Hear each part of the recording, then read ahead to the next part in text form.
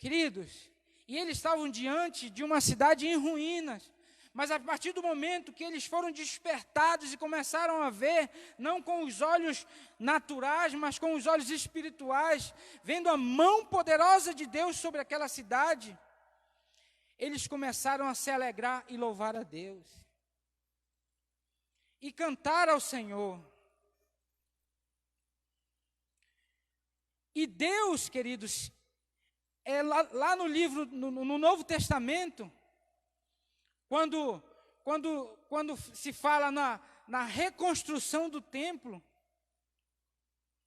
Deus lembra da tenda de Davi, que não tinha nada de beleza, porque era uma tenda, querido. Mas Deus fala assim, que Ele vai restaurar o tabernáculo caído de Davi. Por que não o templo majestoso de Salomão? Por que não o primeiro tabernáculo de Moisés? Porque foi o primeiro no deserto. Mas por que a tenda, que nem parede tinha? Porque existia uma diferença dessa de Davi, queridos. A adoração era sempre, sem cessar. E o que vai fazer a diferença na sua e na minha vida é a nossa devoção e adoração a Deus. Não é os bens que você tem, não é a posição que você tem, é a sua devoção diante do Deus Todo-Poderoso. É a sua gratidão a Ele, porque Ele é bom e a sua bondade dura para sempre. Se você está aí, enfermo na sua casa, eu quero te dizer aqui, se alegre, porque Deus é bom e a sua bondade dura para sempre. Se você está no leito de um hospital, se você está com um parente enfermo, alguém desenganado, eu quero te dizer uma palavra de Deus. Deus é bom e a sua bondade dura para sempre. Ele nunca virou as costas para a humanidade, nunca. Deus sempre esteve de braços abertos. E Deus prometeu que da raiz de Davi, do trono de Davi, um renovo brotaria. E ele seria rei e sacerdote. E o seu reino não teria fim. Queridos, depois disso aqui, depois do profeta Ageu, veio o profeta Malaquias, e Deus ficou em silêncio por 400 anos, até a promessa se cumprir. Eis que a virgem dará à luz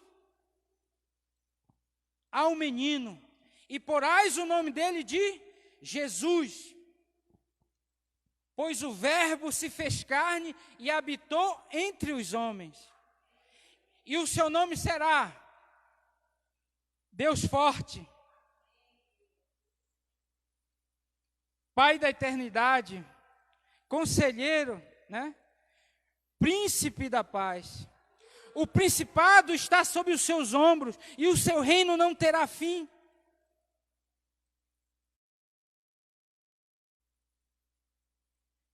E Jesus veio como esse renovo. Jesus surgiu como esse renovo. E agora, com a vinda de Jesus, Deus não habita mais nos templos. E a própria palavra de Deus diz que Ele não habita em templos feitos por mãos de homens. Agora, Jesus está entre os homens. O Deus encarnado está entre os homens. O Cordeiro de Deus que tira o pecado do mundo. Porque lá no sacrifício no tabernáculo, pelos meus pecados da minha família, eu tinha que ir lá uma vez por ano sacrificar um animal sem mancha, sem defeito. Só que Deus prometeu que num só dia, em um só dia, um dia apenas, o pecado da humanidade seria tirado. E sabe qual foi esse dia, querido? Foi quando Jesus na cruz disse assim, ó, está pago. Está cumprido. Pai, em tuas mãos eu entrego o meu espírito. Sabe o que aconteceu? Sabe o que aconteceu lá no templo, que Herodes reconstruiu novamente? o véu se rasgou do alto a baixo. O véu que separava Deus dos homens não existia mais. Foi rasgado. Não existe mais um local específico para adoração. Agora a adoração está em você, em mim, através de Jesus. Através do sacrifício, em um só dia, os meus e os seus pecados foram perdoados. Através do poder de Deus, do amor de Deus, os nossos pecados foram pagos. A escrita de dívida que era contra nós foi rasgada.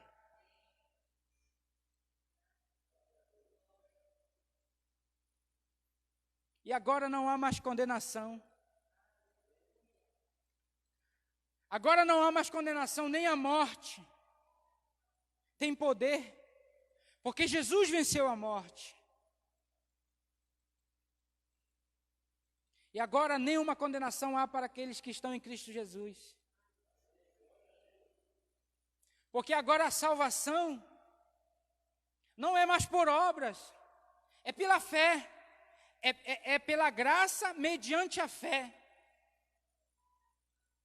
É pela graça. E o que acontece é que nós não recebemos a graça, porque nós somos pecadores. Eu e você. Mas nós temos a graça. O sangue de Jesus que nos purifica e nos limpa de todo pecado, de toda mancha, de toda iniquidade.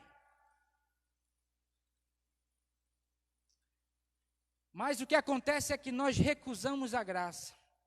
E eu vi uma história esses dias, há algum tempo atrás, de uma entrevista com um pastor, pastor doutor, né? Rodrigo Silva. E é interessante que eu lembrei dessa história, esses dias agora, preparando essa palavra. E ele fala uma parábola, né, para ilustrar a graça de Deus. E ele diz assim, nessa parábola, que um certo jovem, né, na época do faroeste, cometeu um crime. E pelo crime ele foi condenado à morte. Porque era assim que funcionava antes, né? Hoje funciona assim, nos Estados Unidos tem a pena de morte, né? Em alguns países existe a pena de morte. E ele foi condenado à morte. Só que o povo daquela cidade teve compaixão dele. Sentiu pena e foi junto ao governador pedir pelo perdão dele, para que ele tivesse uma nova chance, para que aquele crime fosse perdoado, para que ele não fosse para a forca. Então foi um clamor da população em favor daquele jovem. E o governador, antes de dar o perdão, antes de dar a carta de perdão para aquele jovem, se vestiu de pastor, né? Pôs um terno bonito aí, igual ao do pastor Solismar. Pegou a carta, né? O documento de perdão, colocou dentro da Bíblia. O governador. Antes de eu dar o perdão, eu quero conhecer esse jovem. Então ele se vestiu de pastor, pegou a Bíblia, colocou a carta de perdão dentro da Bíblia. E foi lá no presídio, lá na delegacia, onde aquele jovem estava preso, aguardando o dia da sentença de morte. Quando aquele pastor chega diante daquele jovem, ele diz assim: meu jovem, eu tenho algo aqui para você. Quando ele vê aquele pastor com aquela Bíblia na mão, ele começa a cuspir nele. Ele começa a querer chutar. Ele começa a falar palavrões para aquele pastor, né, que era o governador fantasiado de pastor. Ele disse: não, você tem que me ouvir, eu tenho algo para você aqui dentro. Algo para você está aqui dentro dessa Bíblia. Eu tenho, não quero ouvir, não quero saber, sai daqui. E cuspia. O resumo da história: o governador sai dali e mantém a sentença. E quando o governador sai daquela cadeia, ali o guarda, né, vai junto àquele rapaz e diz assim: mas você é louco, o que você fez? Aquele homem ali que estava com a Bíblia na mão era o governador. E dentro daquela Bíblia ali estava a sua carta de perdão. Você ia ser solto, você ia ser perdoado. A sua dívida seria paga. E aquele jovem se entristece. E no dia da sua morte, lá na forca, né? Deram a palavra para ele, antes de ser enforcado. E ele diz assim: eu quero falar com todos que estão presentes aqui, principalmente aos jovens como eu. Eu sei que daqui a alguns minutos eu serei morto. Mas eu quero dizer para vocês aqui, que eu não serei morto pelo crime que eu cometi. Eu serei morto pela graça que eu recusei. Eu serei morto porque eu recusei o perdão. E aquele jovem foi morto. E eu me pergunto, e te faço essa pergunta: as pessoas estão morrendo e indo para o inferno porque Deus é mau? Ou porque Deus é bom? Estão indo para a sentença da morte eterna porque cometeram pecados? Por conta dos seus pecados que fizeram? Não. Porque recusaram a graça de Jesus. Recusaram a graça do Senhor. Recusaram a salvação. Recusaram o perdão. Porque eu não posso dar às obras o poder que ela não tem. O poder é da graça de Deus. Porque Jesus perdoou os nossos pecados na cruz. E o sacrifício foi naquele dia. Os nossos pecados foram perdoados. Mas a graça eu posso escolher aceitar ou não. Eu posso escolher hoje, eu posso decidir hoje se eu aceito a graça de Jesus. A decisão é nossa. Deus não pode interferir na decisão do homem. A decisão é sua e é minha.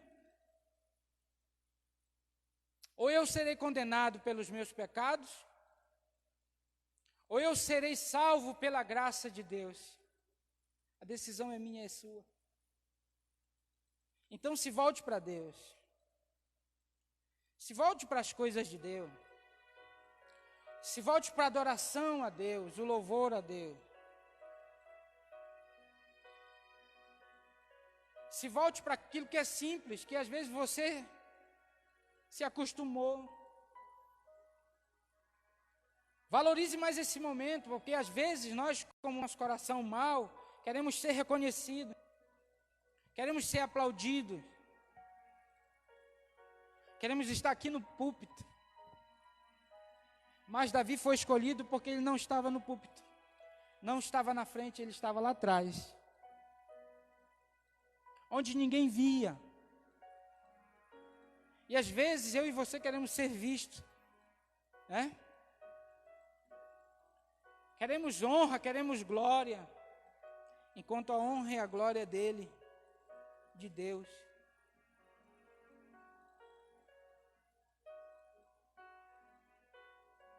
E às vezes nós viramos